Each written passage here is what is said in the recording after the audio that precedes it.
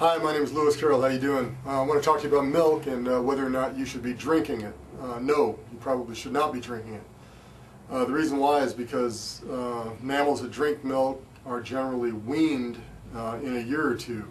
It's designed to get you started on your nutrition, and then you go to solid food. That's going to be true for most mammals. And there's been some disturbing reports about milk. There's been some studies done on it. One of the largest that I looked at was Uppsala University in Sweden, and they followed 100,000 men and women for 23 years, basically questioning them about their milk drinking activities and taking in that data and recording the results. The results that they came up with was that they found an increased risk of bone fracture, an increased risk of cardiovascular disease, and an increased risk of mortality for milk drinkers. So that would suggest that milk is not really good for you to drink. Now exactly what is it in milk that does that? They don't really know. It could be the D-galactose, it could be casein. There's probably some component of milk that is contributing to those things.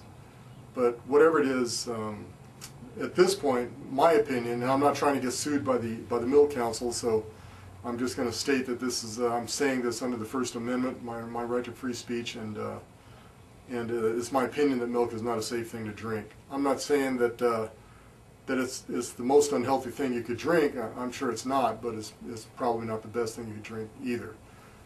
It's also been linked to acne, lactose intolerance.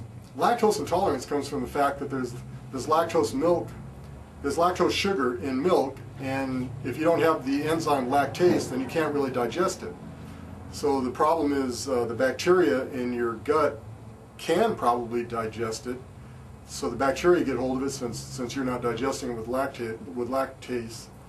And when the bacteria digest it, their waste products are a combination of sulfur and methane, which makes it unpleasant to be around you. So milk is not something that you should probably drink, especially if you can't digest it, and most people can't. It's also been linked to tonsillitis, adenoid problems, earaches in children. So if you have a child that is having some breathing difficulties or their tonsils are enlarged, should you have the tonsils removed? No, absolutely not. The tonsils are part of the immune system of the body. It could be that it's related to the milk, and you need your tonsils. I mean, good Lord, we put all kinds of crazy things in our mouth, and some of these things, as you know, can soak through your skin, and the tonsils are there to provide some protection. It tends to, the belief is that they can clean out the blood before the blood actually gets to the rest of your body, because the blood seems to go through the tonsils first before it exits the mouth area.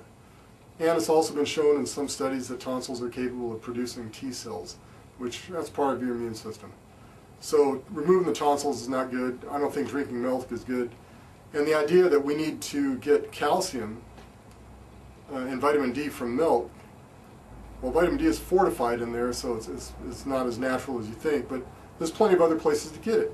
You can get calcium from dark green leafy vegetables such as kale, turnip greens, sardines, grains, cheese, yogurt, white beans, figs, bok choy has it, almonds, black-eyed peas, sesame seeds.